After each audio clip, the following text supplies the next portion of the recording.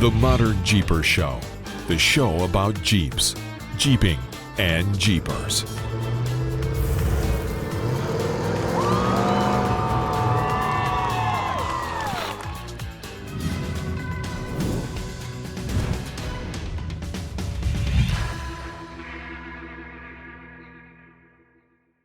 Well, hey, Modern Jeepers, this is another episode of the Modern Jeeper Show with me, Matson from Metalcloak, and Mr. Modern Jeeper, Corey Osborne. Hey, buddy. Hey, Rockstar Jeep Girl, Jessy. Hi, Matson. Yeah, in the light, out of the light. We're dancing in the sunlight here. Yeah, I'm you trying got to the stay away from sunlight, it. like that big sunlight that comes down on you. Yeah, Skylight. it's funny. We've had some monsoonal moisture the last couple of days here in Colorado, and it's been really great.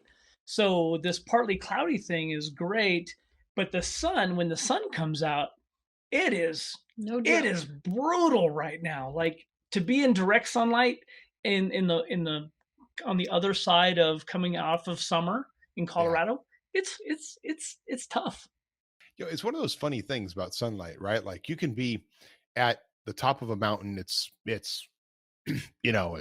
40 degrees, say it's freezing cold, and the sun is still there, and the sun is still baking you, and you can still get burned and everything else about this nasty, nasty sun, and you're freezing your ass off. That's right. That's right. We've been home almost a week. I think so. I don't know. Something I like lose that. track of time. Yeah, time is we're in between those. Time is relative. Yeah. We're in between another one of those situations where we just got off of a round of events and we're preparing to go back out. And it's funny that we talk about the sunlight, and we met up with a bunch of people. We made a stop at All for Fun in Empire, Colorado. A great event that's been going on for lots and lots of years, and we've always tried to support. And see, look, now we're going to go behind a cloud, so now I can be without a hat. So You need All your own for personal Fun, cloud. yeah, it's my own personal follower. But no, we ran into a couple of wheelers that have also had some skin cancer issues and scares over their life, and I made a promise to them that I would continue to post pictures and continue to talk about skin cancer, and all of us guys and girls that don't take very good care of themselves outside when we're all outside. Part of us being Jeepers and off-roaders is that we're outside in the sunlight. So I just got my first bill here, and my that first little removal there. We're talking about $3,500. So You said you're first. yeah. So you expect more?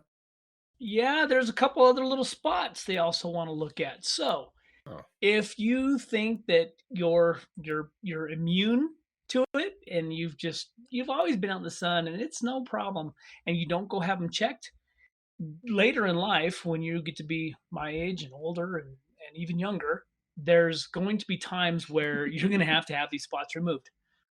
Again, Bob Marley died of skin cancer. So if you don't think it can happen to you, and you need to have it checked, you should.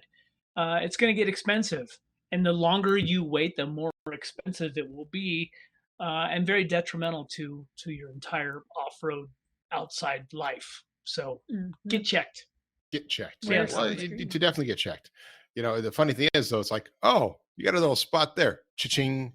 Oh, you got another spot there, cha-ching. Another spot there. So the cynical side of me is like, okay, right. Is it a rise? Is there actually a rise in skin cancer amongst people? Is there a rise in preventative medicine amongst people? Right? Like, what actually is and yeah, there has been. I mean, you can get really bad skin cancer and it can become a Are big we thing. getting better at detecting it? I mean, it's a very, very fine line there, right? Yes. Um, If I wouldn't have gone and got it checked, I mean, obviously that spot was a little bit different than this other spot that they found. And he was like, we're going to just biopsy this and look. And he was like, oh yeah, well, we should do the same thing there. And I'm thinking to myself, I didn't even see that spot. Was it an saw a spot. issue? It maybe was a little It spot. wasn't there like- yet, Yeah. but it doesn't mean that if it's not, scabbing over, bleeding, scabbing over a Well, million times that we know. Yeah, it's this weird thing about it because I've got a couple spots on me in different places where I was like, oh, well, according to this, this looks like it's deformed and it's and it has different colors and it's different, therefore it should, well, no, that's nothing. Like, Yeah. okay, all right, well, thank you for telling me that, but it looks really bad. Yeah, But it doesn't look right. When I went in for my GI stuff, right? And I went in for that and I had this little pain happening, and occasionally I had lower pain and that stuff, right? So I was like, oh, well, you've got XYZ. We're going to give you some antibiotics to get rid of that. And they gave me antibiotics to get rid of that. And now every day I'm in pain. I wasn't in pain all the time before. I was totally fine. Occasionally I had a little discomfort. But we're going to give you those antibiotics, and then we kill off everything that you've built up over 52 years. And now every day when I eat, I'm in pain. So thanks a lot. Like, it's that, hey, doctor, woo. There's definitely some conspiracy theories embedded in our medical stuff, no doubt about it. I mean, you know me, our listeners know me pretty well. I'm a really thorough guy. Like I spend my first hour in the morning researching all the questions that I had from the day before. So, and again, what you read, you got to always read between the lines, right? And what we're being told, especially in the media world, is usually not, it's very biased. And even in the medical profession, it's cool. You sent me a story this morning and we were talking about it a little bit earlier with water in Colorado and snowpack levels. And, I've been in Colorado a very long time, and we've always talked about the water content in snow. I've been through my past life with title insurance and whatnot. We've been very aware of water law, water referees. We deal with those a lot here on the western slope of Colorado about water rights. And it's interesting because now, like the story that you had sent me was literally about, we've never done a good job of acquiring this data. We've never measured it quite correctly. We have all kinds of different perspectives, and that's no different than the medical profession. Heavens, it's no different than, oh, you're an overlander or I'm a rock crawler. We have all kinds of different perspectives of what we want to do outside. We have all kinds of different data streams to get at the information. So when folks, the medical profession and this water story, those were very specific. We're going to go measure a bunch of data. We're not biased. This is just data. So we're going to collect it all, and who knows what it's going to look like. We're not out there to try to prove anybody right or wrong. We just want to get the full story of what's happening. And I think the medical profession is a really good example of that.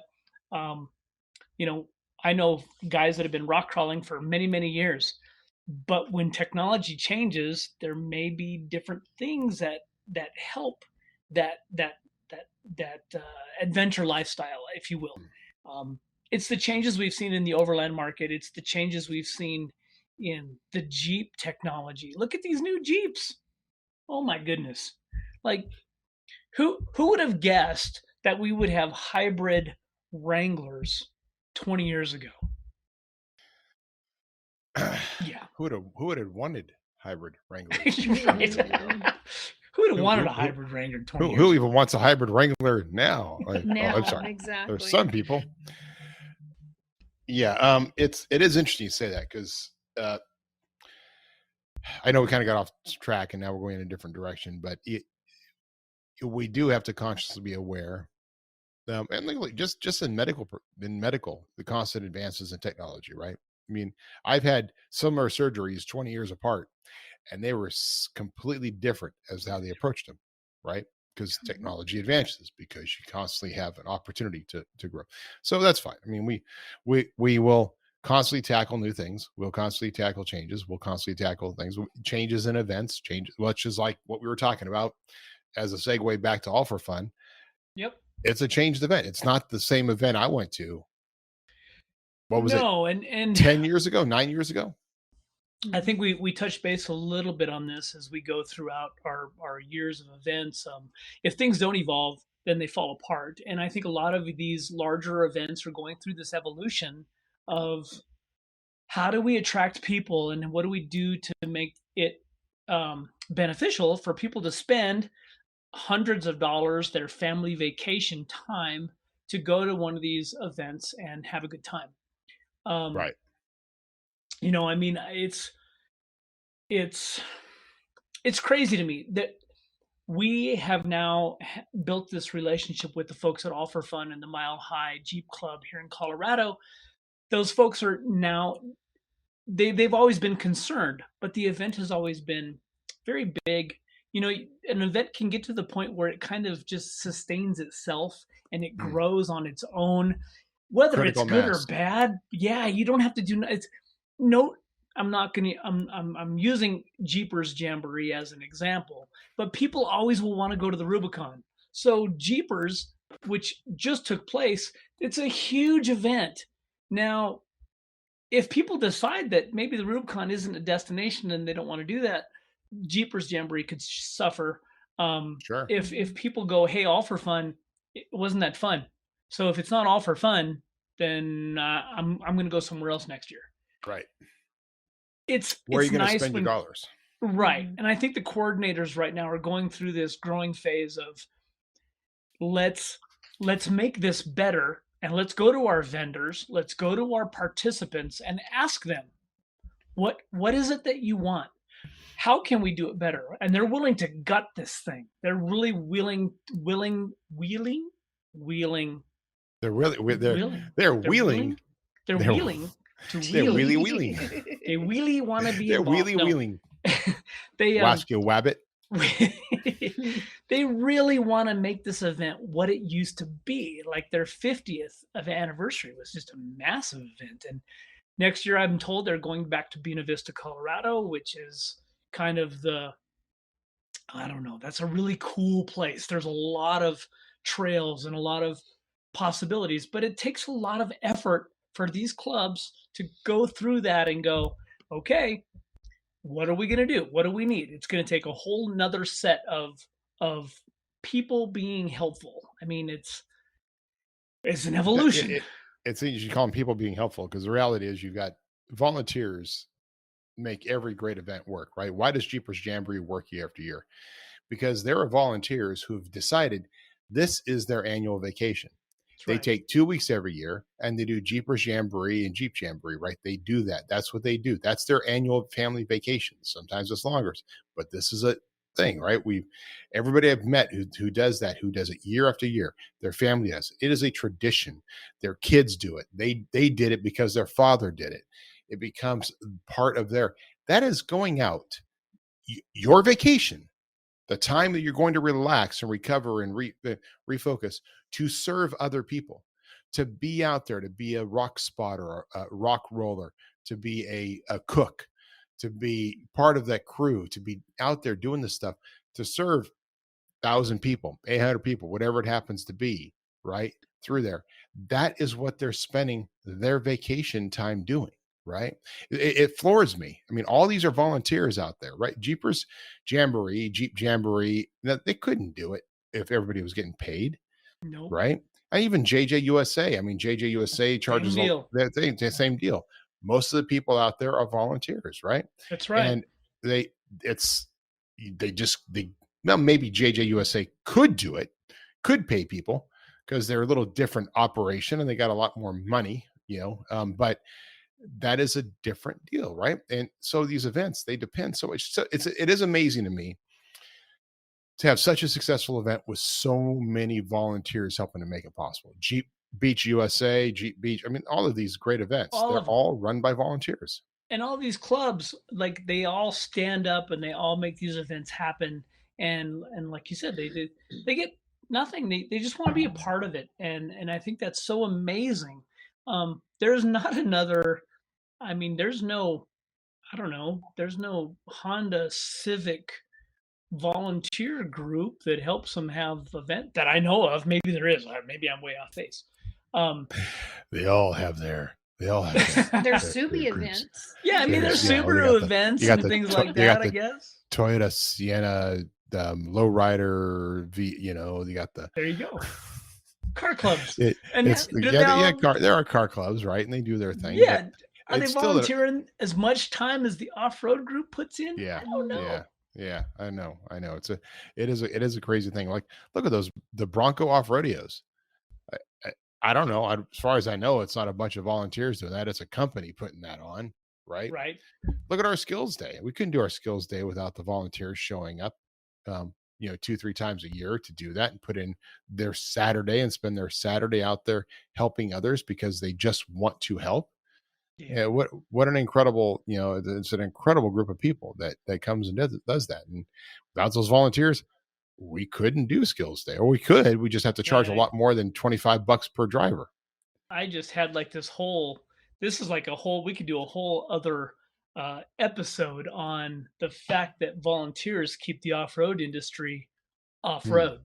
It is, that is a big amount of people, whether it's Stay the Trail, Tread Lightly, all of these clubs all across the country, all these events, there's not a lot of money there. Nobody's getting paid. No. I mean, it's even PORA, the Post-Wildfire Ocean Recovery Alliance that I'm a part of, right? It's volunteers that have to show up on the weekends to go out there and do the hard work of cutting the timber, clearing the trails, fixing the roads.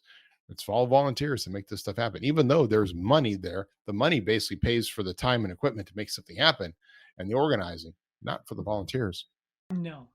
Although we do give them good lunches. There's always a free lunch. Feed your people. Feed your people. That's right. Feed them good. Jessy, when we got back, her Jeep had to go back to the dealership, and we've been talking about this drama with her Jeep and this whole service front axle disconnect locker system thing that has happened for about the last couple of months. And it's interesting, and I'll let Jessy kind of fill you in on the details, but the fact that we like the medical thing, like an evolution of events, I don't know that we have these perfect scenarios where, this is what's wrong and this will be your fix. So as we've talked in earlier episodes of, there was this sensor issue in these differentials. There was a lot of kind of questions as to what's going on in this front locker system, right? So the JLs, the Gladiators, Jeep was literally replacing these front ends, rear ends because of these sensor issues. And then we talked to this Jeep dealership back east, and here's these 5 sensors. They all have different resistances. Swap them in and out. We'll see where it goes. We chased wires. We did all these things. Nothing helped. Nothing. So we took it to our local dealership. They had it for 9 days. The first time. Wow. Said, we think we've figured it out. We have to order a part, and it won't be here before you guys leave. So when we got it, we picked it back up before we left. The light wasn't on the dash anymore, and it wasn't throwing any codes. And I didn't touch it.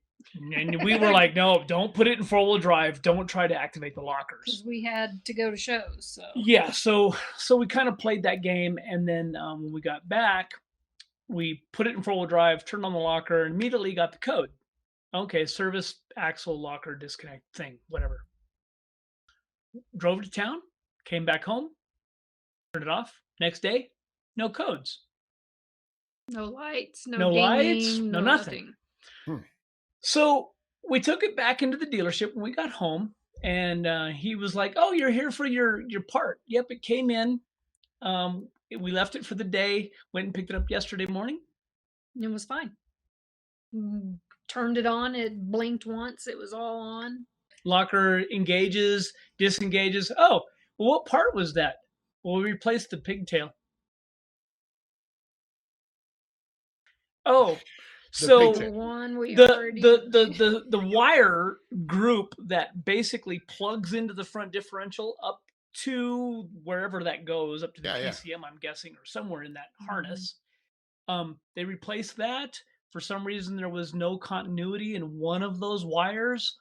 But now remember, we used the taser, which was supposed to fool the sensors and still communicate, but none of that really worked. And I'm like, yeah, there's some kind of a communication issue. And then literally, like, yeah, the kudos to these techs that chased wires for Wow. apparently 9 days. Wow. I even had to take everything out of the back Everything out of the because they Jeep. needed to get in the panels. They needed to get wherever they needed for this wiring issue to check. Wow. So yeah. So I wonder, like, is this the fix now for I guess other It's Jeeps? not like I mean, we is didn't this hunt like down those same things, and it didn't wow? work. So I will Wow. say this. I'm going to throw this out there because we didn't have a whole lot of issues prior, but you know, with our suspension lifts, we also get a whole lot of flex out of that lift or out of that suspension upgrade going to our 3.5-inch game changer lift. Right. When we started diagnosing this, and there's a Christmas tree that holds this front locker harness onto the frame, you know, it was kind of pulled tight when we put it on a lift. Was that a part of it? You know what? I have no idea. But we replaced all of all of that wiring really, and we kind of tried to troubleshoot on our own. What could have gotten pulled apart, and we found nothing. The fact that Jeep went all the way back up into the harness to find this Loss of failure, communication. Yeah. Those wires aren't very big. No. These are extremely small. That little 4-wire plug, those are probably 18 gauge, maybe. Pretty thin wires. So I don't know. Maybe this is half of the problem with some of the other Jeeps. Again, all of this evolution in the Jeep technology and all these electronics, one small little miscommunication, and you can't use something that your Jeep is designed for. So, and now we have another problem. What? Oh, wait, what? Windshield problems. Oh, crack. So my windshield's it's jacked. Let's just say it the little cracks I had fixed or the little pock marks I had fixed just cracked all over the place. So like this is Gorilla Glass. This is Gorilla Glass. Oh, yes. It's we see more broken Gorilla Glass windshields on the CTI tour than we see OEM glass. Now, my local glass shop had said that the Gorilla Glass is actually a millimeter thinner than the OEM glass, but it's harder. It's more brittle glass. So I asked Jeep when we picked her Jeep up. I said, "Can you give us a quote on replacing this windshield?" Well, we don't replace the glass. We deal with some glass shops here in town, which one of those shops was Montrose Glass, a shop that I've done business with for many years. Fixed my little pock holes that They're the were ones originally who there. Fixed the rock chips. So we go back down there yesterday, and hey, so we want to replace this. We don't want to use Gorilla Glass. Well, when they replace the Jeep windshield, they have to use the VIN. The VIN's one of those numbers designates whether or not it had Gorilla Glass in it. Glass shop says no, it's got to be Gorilla Glass. By your VIN number, we can't track down any OEM glass for your Jeep. The only thing they can find is Gorilla Glass to replace it with. $1,100. $1,100 for the glass. So, if I give you my VIN number, right now, because do you have ACC and all that? Yes, that's the problem. So I have ACC. I have that. I mean, I give you my VIN number, and you can. Oh wait, am I saying this on the podcast? Or if anybody knows where I can get an OEM glass without having to go through all the headaches, apparently that replacing that's insane. That's insane. You have to choose because now What about somebody who doesn't have Gorilla Glass that upgrades? Because that VIN number doesn't match, but some people want to upgrade to Gorilla, because you could upgrade to Gorilla Glass. How come you can't downgrade? I'm like flabbergasted on why. Why can't you downgrade? So we were actually told that from the Jeep dealership that if we had, because there's no warranty when you get Gorilla Glass when you buy your Jeep, there's no warranty of that glass. Nope. But now if you have it installed after the fact by the Jeep dealership, then you'll have a 1-year warranty on that glass. I'm like, let's just do that. But then the Jeep dealership says, no, we actually deal with some local shops. But if another shop outside of Jeep installs it, then you don't get that 1-year warranty. I'm confused. Like, can we do better? Can we figure this out? Like, wow. This is a big headache. Yeah. Oh, see, I recommend about 11 mil clear, no tint vinyl, right? Just put up there. Just put it on your I'm thinking screen down and goggles. Apparently. Actually, what I'm curious about, I'm seriously curious about this, and we're actually doing some testing on this because we're talking about airflows and stuff that's going up, right? Mm-hmm. And actually, the airflow that happens with a rack on the system. So you have a rack up there, and there's a lot of air and there's a lot of noise. Going back to putting a little bug deflector on the front of your hood, because it creates an airflow. I'm curious how that affects things like small little pebbles that are flying through the air, and whether or not that would the airflow there on the freeway would actually support keeping less rocks actually hitting your windshield. I mean, as you know, like we've seen this, airflow is such an interesting thing around the Jeep. Guys with the one-touch tops that retract, if you put a light or anything in front of those, it disrupts that canvas. Airflow on these new Jeeps is so critical. That's a really good question, and I remember back in the TJ/LJ days, remember they made those little cowl scoops that went on the little vents in front of your hood, and guys would turn them around so it was like a little hood scoop. No air would go into that. They had to be facing, the opening had to be facing the windshield because that was a low pressure spot. Right. And it's that air does weird things, and I don't know. Well, it's like you have a Gladiator, right? And you have your Gladiator, and it's or anybody who has a truck. And until you've owned a truck, you're pretty nervous about the first time you start throwing stuff in the back of your truck. Right. And like I'm just going to throw some cardboard in the back of my truck, and you start going like, I better strap that whole thing down. It's like, no, you'll be fine, right? You start driving, it's like, and you put once you have that, like my truck now with the tent and everything, I can throw paper in the back, and it barely moves around, right? Right. Whereas you would think, I'm still going down the freeway. I'm going 80 miles an hour. The wind is blowing by. The way that the airflow works is so fascinating to me that it's just simply like, might float around. But once it gets caught, and then it gets thrown out, right? But yeah, we've seen those contractors with the big gulp, right? Their cup is in the back of the truck, and like they're driving down the freeway, they're going 70 miles an hour. That cup is not leaving the bed. It's like it floats up there. Around. Yeah. Yep. That's funny. That's funny. Well, speaking of airflow and our racks, so since we got her Jeep back yesterday, a lot of changes. Of course, we're in between events, trying to get back out. Our next couple of events are huge. They're back east. We have Smoky Mountain Jeep Invasion coming up in Pigeon Forge, Tennessee. We're gonna go out and see our buddy. What's that? Free shirts. Free shirts. I don't know anything about that. Free shirts. Anyway. We're gonna go see our friend, our senator, U.S. Senator friend Mark Maynard and Jerry Bain out in West Virginia. So we changed the tent and everything on Jessy's Jeep. She has a new Go Mammoth tent, and I'm jealous. It's called the Bunker, which is amazing. It's all aluminum. It's really cool. Looks cool.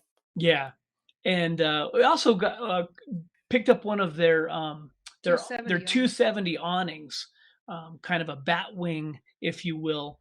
And I just wanted to show I know that if you're listening to the podcast, you probably can't see this, but this is one of our ARS supports for the standoffs, if you will, that connects to the 2-inch diameter round steel rack that enables you to mount different accessories. So I've actually already assembled this. You can see the 2 bolts in there so that this slides so you have different lengths out from the side of your rack. But this thing is beef.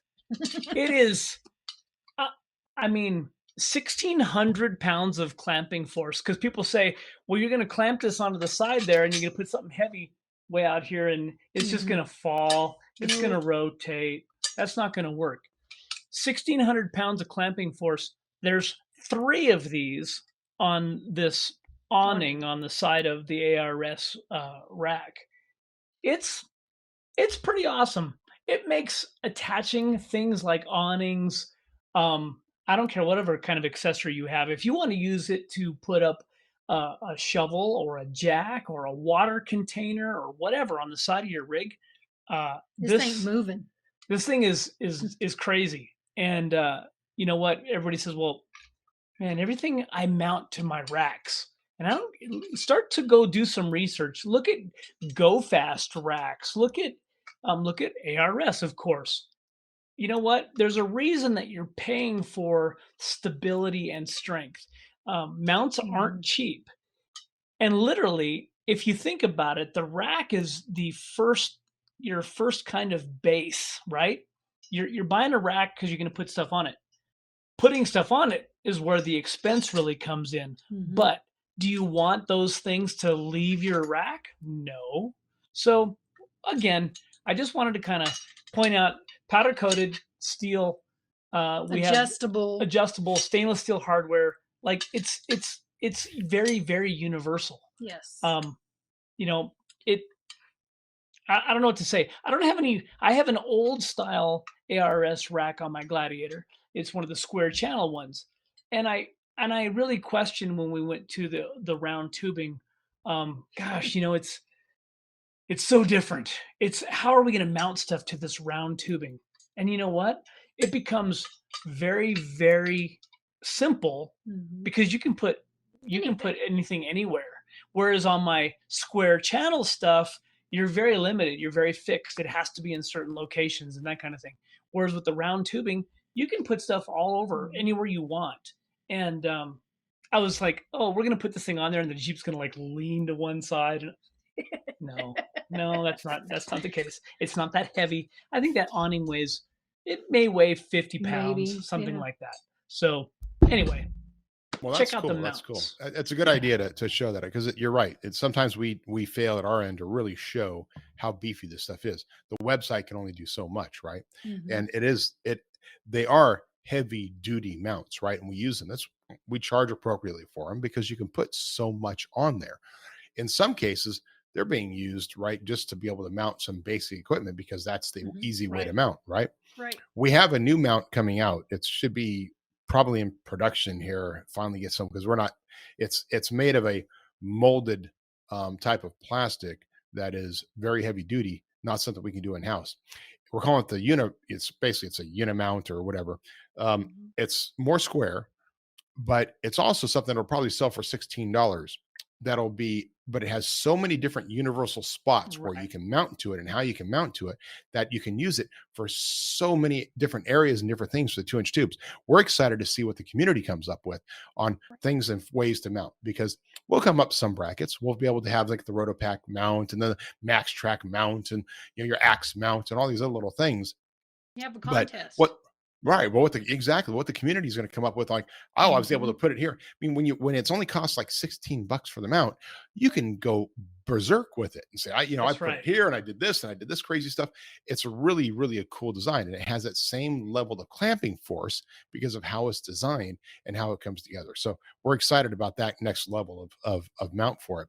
But thank you for showing that because from the ARS side, and as a side note, ARS kind of did something funny. You guys saw this already. We decided to throw a poster in with Crawl Magazine. That's right. Crawl Magazine started polybagging posters. Yep. And it's with every issue of Crawl. If you get it off of a newsstand or you get it in subscription, every issue of Crawl magazine every month comes polybagged with a poster inside. I said, hey, let's do that. So what did we do? We did this picture. The picture actually was taken by Mike Upchurch when he was on a trip, and it's my truck in front of a lake, a lot of moss covered trees. Very cool poster. But it's basically a poster in there for ARS. So if you want to get a limited edition, I'm never going to make that poster again, a limited edition poster. Go grab a Crawl magazine. You'll have an ARS limited edition poster. Now, the cool thing is what's coming out next issue. Right. Many of you have seen the Rubicon poster that we did, right? And it's got a pirate theme to it, but it's a Rubicon poster. The trail was done completely based on all the specs that we got from, what was his name? Is it Jake? Jake, yeah. You used to have one on your wall back there. Where'd it go? I did used to have one on my wall. That actually went to a guy who donated a lot of money. Basically, I think he donated $4,100 to be able to get that poster. A trip with us on the next time we go to Death Valley. Oh, right. And lunch with me, which was the lowest part of it, That's I'm right. sure. And a tour, right? But he did that for the Rubicon Trail Foundation, $4,100 donation for that. So that's why it's not on the wall back there anymore. But the next issue of Crawl will have that poster polybagged with it. So if you want if you want a copy of the Rubicon poster, again, we're not going to ever do it like that again. Next issue, November, December issue of Crawl magazine, you're going to want to get that. That's really cool. Again,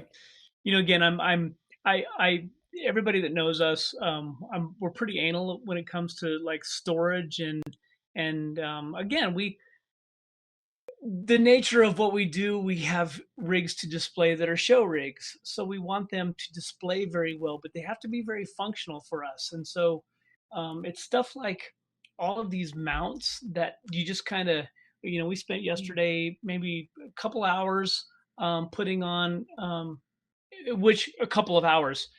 This was also shooting video and this whole little process that we go through. But literally, when something works like it shouldn't be rocket science. And literally, you could probably put that on an awning on the side of your rack in 30 minutes.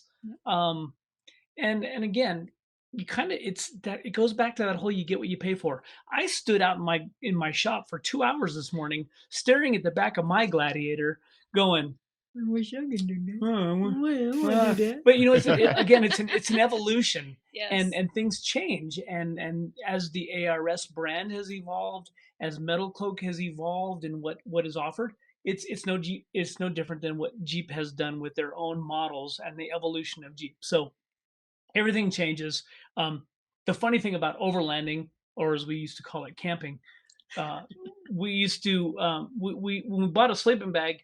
That sleeping bag is good for, pretty much the rest of your life. And now, if you buy, if you buy a little storage box, it seems like next month there's another storage box that's going to be better than the storage box you have. That's the hard part. Crazy. That's the hard part with this. Like you, especially in this overland, like everybody wants to have the best stuff.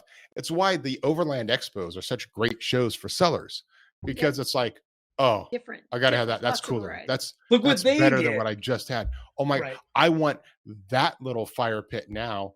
Oh, it's so much better. Oh no! I want that bottle of propane now. Oh no! I want that little storage container now. Yeah, I think he's going to have a garage sale with all. I got 3 different storage containers. I got these 3 little green things that I bought at Sportsman's Warehouse that were they were on sale for like $15 a piece. They stack really well. They're green, that's like, I don't even know the brand on it. They have an easy way to strap down. I'll have those for 10 years. I'm like, that's me. I'm like, I'm not going to ever go shop. Now, the other thing is I realized I have to go through my stuff and get rid of some stuff that I've been using for camping for 20 years. Like I have a pan that is the greatest pan ever because it came from a restaurant. It was all beat up. It's one of the old restaurant pans, right? The same stainless steel, whatever they use, that's been my cooking pan forever. Yeah, it's a pain in the butt to use sometimes because the bottom is so oblong that it just kind of rocks. But I'm like, like you hammered a rock with it. Yeah, but do I really need this pan? Like I can afford better stuff. So should I? But then what's going to happen? I'm going to go, now you can't go buy good stuff like that.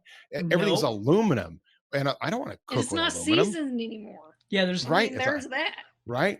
Or even then going and buying, obviously I love iron, I love cooking with iron, but when you start buying that stuff and then you got weight, and then it's like, if you don't put it away properly, you get rust, right? You can't.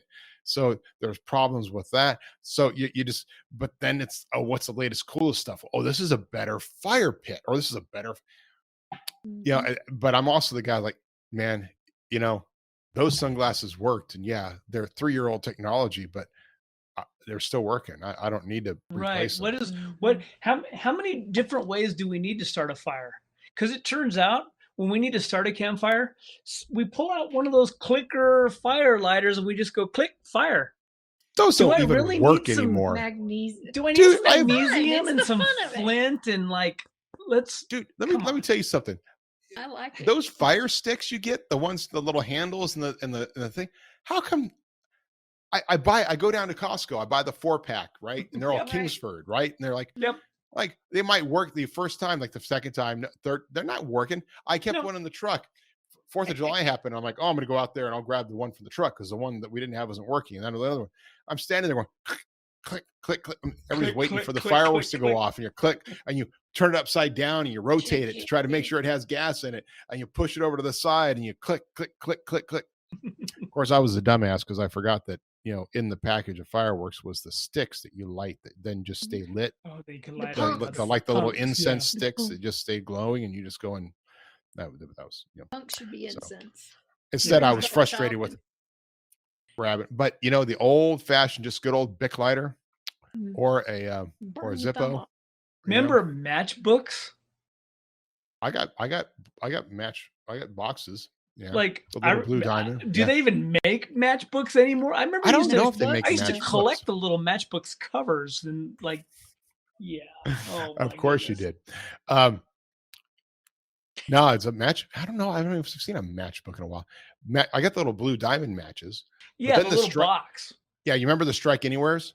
Yes. They don't strike anywhere anymore. No, they're still called Strike Anywhere, but apparently that's illegal. That's illegal because the kids started whatever. But it's like they would strike anywhere. Could strike it on your face, or if you're really your rugged. jeans. But, yeah, but no, they don't strike anywhere anymore. The future generations they just don't get the good stuff anymore. No. I mean, but we are in a throwaway society, and you think about how easy it is to just. Why do we have junk collection days, right? Why do we have landfills where it's so easy for anybody to go and just drop off junk, right? It's a throwaway society. We had guys here. I'm sorry, real quick story. We had guys here, like we changed we bought a bunch of I think we went from Ryobi. Originally we had a bunch of Ryobi tools, right? And then we went to Milwaukee, I think.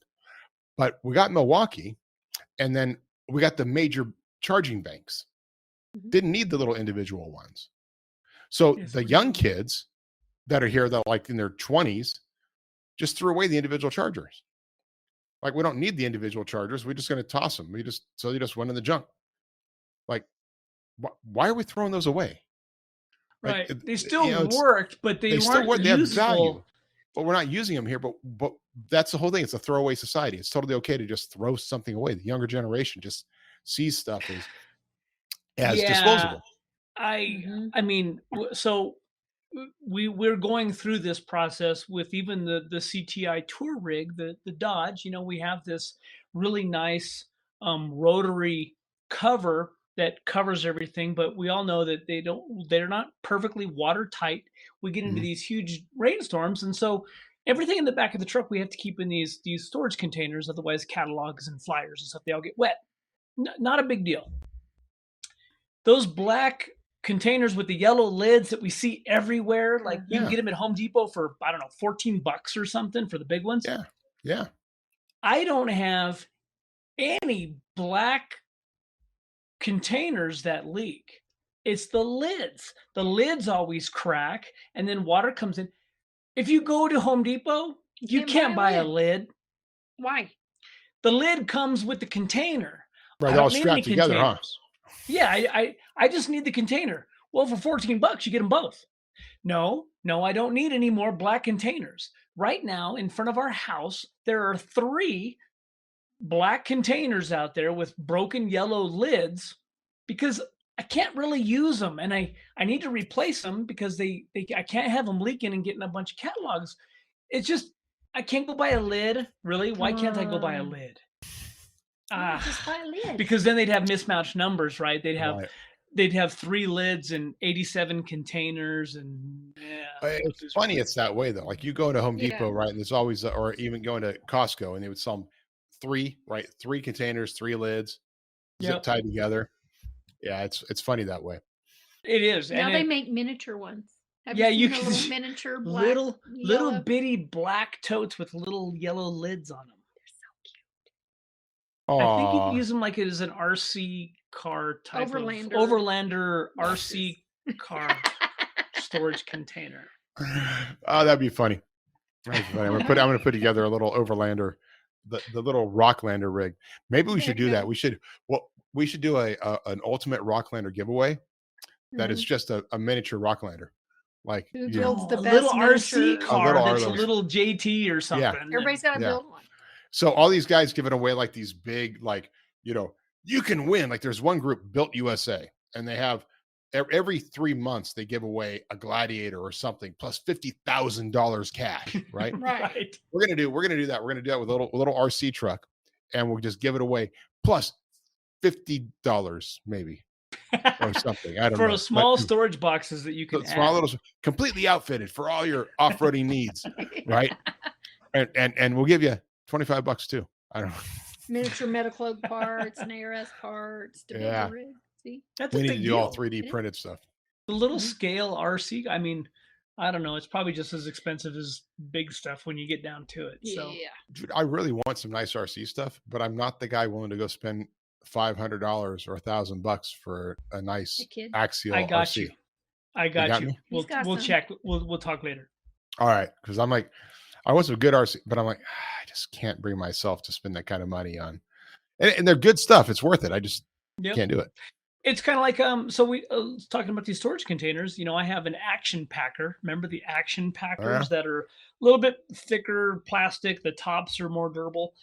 I'm using one of those in the back of the truck, and I mean they're like $40 or $50. I'm like, Yeah.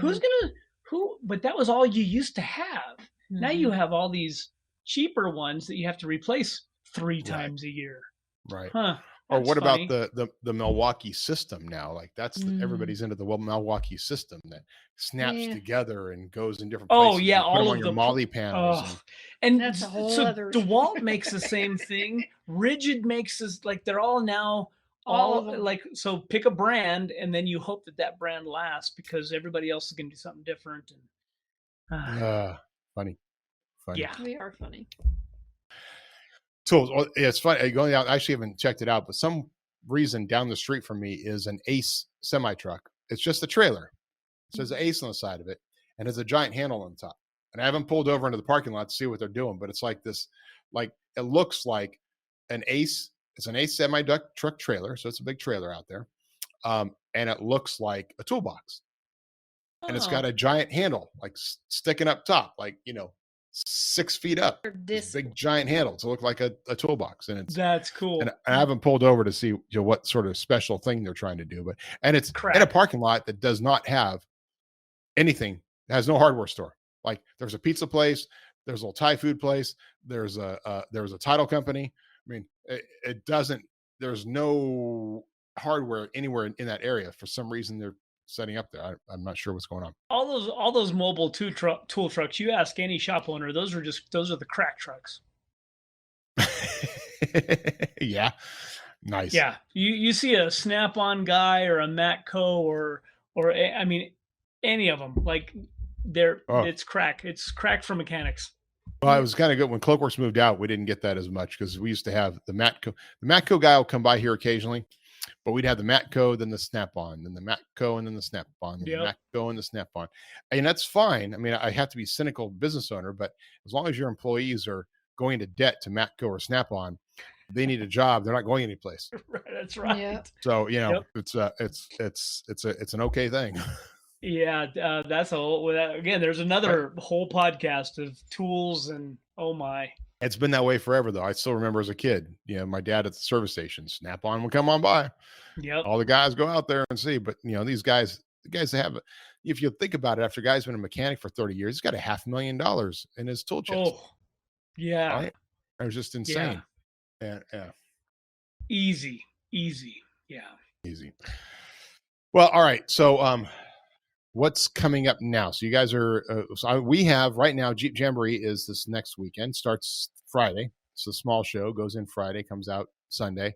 Then following that is Sierra Trek, which we're a big part of Sierra Trek. So we do sponsor a whole bunch of stuff, sponsor the bar, sponsor shirts, sponsor, lots of sponsorship. And then we have, but that's kind of it for us for a little while, that I believe. What's happening in your world? We have, so I think we're still around for another about a week and a half ish, maybe. And then we haven't put up a schedule yet because we've kind of been waiting to see what August really looks like for everybody. So we will be headed back towards West Virginia and Tennessee. We have, like I said, we have our event with Jerry Bain and the senator out in West Virginia right before Smoky Mountain. We have Smoky Mountain Jeep Invasion, of course, is kind of our one of our main events out there in Tennessee. And then we'll probably, I'm not sure how it'll play out, and we still have some jobber stops to make. We may come a different route as we come back across and hit up some additional jobbers. So for those of you who watch the CTI tour and the Metalcloak CTI tour page on Facebook, CTI tour on Instagram, we'll be getting those schedules up here in the next probably day or two, and making a plan. And then, I mean, we still have a lot going on. September is another pretty busy month. We're halfway through the season. I mean, and that's the best analogy I can give to as what's going on in our world. We're still planning, trying to make the best of the time we have on the road, and making sure that the jobbers and our followers are able to get some help from us. Again, the CTI trailer being on tour, that's just as much for our followers as it is our CTI jobber stops. And the fact that we're stopping at shops, that just enables the followers to kind of go find us, if you will. So yeah, if you have questions, if you need help, and you're not sure what to do about your suspension, please hit us up. It's kind of what we do. Kind of pride myself on hopefully being a little helpful to most people that we see on the trailer. But, tear it all off, start over. Yeah, get rid of the hodgepodge of kit. Go with one brand. I can make that brand suggestion for you. You know somebody. But yeah, no, Smoky Mountain will be our huge event that's coming up, and that is the biggest show that we do all year long. It's bigger than Jeep Beach these days. And I think Justin is rearranging the area this year. I think we're all going to be in this upper parking lot, which will be interesting. So the whole vendor show will be upstairs. Supposedly. Yeah, it'll be still inside the LeConte Center, but then you'll have to go across. There will be no outside vendors that I understand down below. I think it actually will work out better that way. You have all the parking down there. It's not that bad of a walk between the LeConte Center across the bridge up to the upper area. But then if everybody's there, you're not trying to like go down between, because it is actually a bit of a walk when you're up top to go down through the LeConte Center out to the outside vendor area. To go through all of that, then only have to come back in, go through the LeConte and go back. So it actually might be nice to have it all up there. Yeah, I agree. This is another one of those events that I hope it's not the surface of the sun. But we do our best to try and stay cool and hopefully get as number of you folks that are interested in getting on the trailer. So, and I think Bobby is Bobby coming out to that one? I think so. Yeah, I think Bobby's coming. Or maybe out. Chris. Or maybe Bobby or Chris. I think it's Chris. Chris, okay. So Bobby's already come out to you. Bobby came out to the Tennessee event. Okay, good. Yes. Yeah, so it's Chris. I think it's Chris. Yeah. Chris coming out. Good. All right. That'll be great. And then you're gonna have Philip and Curtis out there. Are they coming out again? Philip and Curtis will both be out there. I'm not sure if Mike's coming out or not. Maybe. Mike Upchurch? Yeah, we heard rumors. No. As of right now, I don't think so. I don't think it's on his. Okay. I don't think it's. No, I think that we'll have. Again, I know that Philip and Curtis will be out there, and I know that Philip is pretty excited. His Jeep being on 42s with all of our suspension gets a lot of attention as well. So plus he's got that JL now, so we got to which I still haven't sent him all the stuff for that. So that's nice. Everything is kind of a in the works. I mean, Jesse's rig will hopefully have revised graphics on it here this week while we're still home. Nice. Yeah, I'm trying. I've got some. Yesterday we actually broke one of the pins on the CTI trailer's hinges that the ramps. So one of the pins actually broke. Wow. It turns out when you have like 13,000 Jeeps on and off the thing, those hinges get some wear. It's a testimony to those ramps, though. It is truly a testimony to that company and those ramps, how much they have been used. Get a lot of and people. Down and up and down and up and down for years. They're like, can you make these trailers for us? Yeah, we love the Fender. The Fender that I have driving people over, like people are just like, how many rigs drive over that Fender? Well, a lot. Yeah. Yeah. So it will be interesting and exciting when the new ones are made. So it turns out that Blake is actually going back to them and using the same ramps, but he is doing. They're going to be a bit custom, the same lifts, I should say, but custom with a custom footprint, so that we have a bigger footprint, so we can fit more rigs. And you've talked to him, so that's gonna be awesome having more trailers out there. But those ramps have been used since 2014 when that trailer was built. Over 13,000 rigs on and off that trailer in all these years. And every one of those up and down. And it's not always just up and down 13,000 times. I mean, those have gone up and down sometimes 2 or 3 times on the same rig. Yeah. Yep.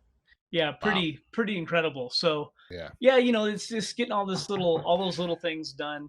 I had to knock on wood just to make sure we weren't jinxing the damn thing. We've had some little issues here and there, but he keeps it together. That's for sure. Wow. Yeah. I gotta get the welder out of the garage. We actually welded on one of the spare tire carriers at Lunas Off-Road in Memphis, and it actually has broken through the welds. Again.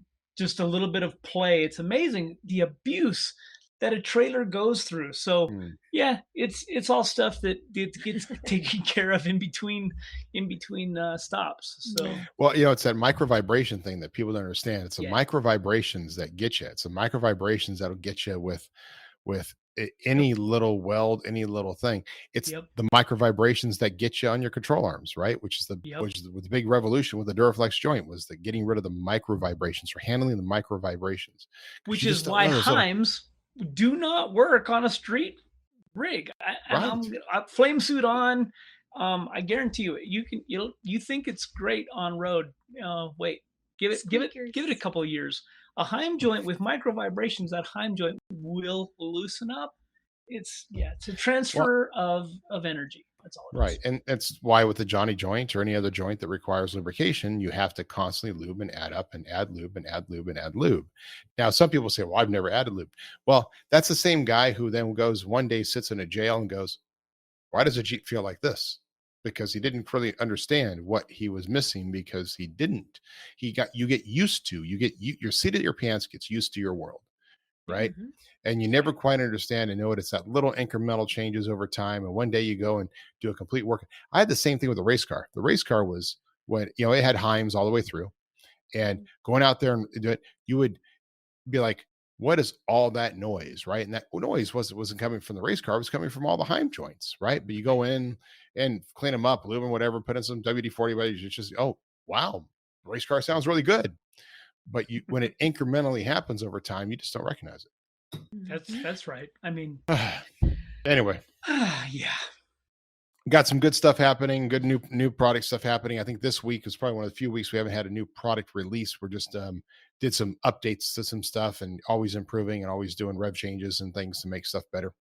But keep an eye out for the new stuff that's coming, including,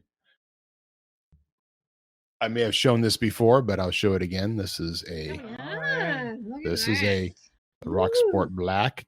See, for our listeners out there, we're not telling stories. It's there. It's coming. We're not telling stories. This is real, and they will be coming. So people have asked us, and I've kind of shared very, very small tidbits of, hey, be patient with us. Yeah. So it's coming. And they, you know, like anything that we've ever done that was great took time. Right. Right. And that's what we do. We take time. We do it. If we've ever rushed through something, it was a mistake. So you're going to love these Rock Sport Blacks are just going to be phenomenal, guys. You're just going to be eating them up. All right. That being said, I think we've got a great show. Yeah. All right. Well, hey, anything else you want to care or say or ask before we end this? Hey, I want to give a shout out to our buddy Ian. He had, we were out of town and they were coming through town, and we wish we could have been here to see him.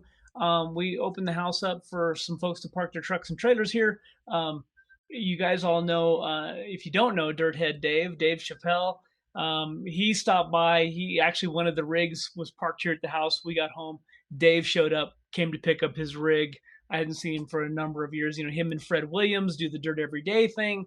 It was cool to just spend a few minutes talking to Dave and catching up briefly. But shout out to those guys as well. If you don't follow Dirt Every Day and him and Fred and their escapades, check them out. Absolutely. And Fred is part of the build for this year's Cal 4-wheel giveaway. That's right. The red Warren Jeep, which I saw it. It looks pretty good. Every once in a while adding a little bit more to it because he just doesn't have time to put completely focus on it. But every once in a while, a little bit more gets added, a little bit more gets added, a little bit more gets added. But by the time they give it away, February of next year in Visalia, California, you guys, it's going to be pretty awesome. So it's a great rig, and support Cal 4-wheel. Buy some raffle tickets. There you go. Anybody can do it, by the way. Anybody can buy tickets. You just have to contact them, go on their website. You order the tickets. The tickets get sent out to you. You fill them out. You send them back with your money. It's that easy. Cool. And then we'll give away a little tiny Jeep. That big. Yeah. Matchbox. Where is my tiny Jeep? Hey, where did my Jeep truck go? Oh, the one I found you? Yeah, where is it? It was on my desk. Oh, somebody steal my miniature Jeep. Kids were in the office. Yeah, that's half my employees. Kids were in the office. All right. Ciao. See you guys. And for all of us out there, from all of us to all of you, we'll see you on the trails. Cheers. See ya.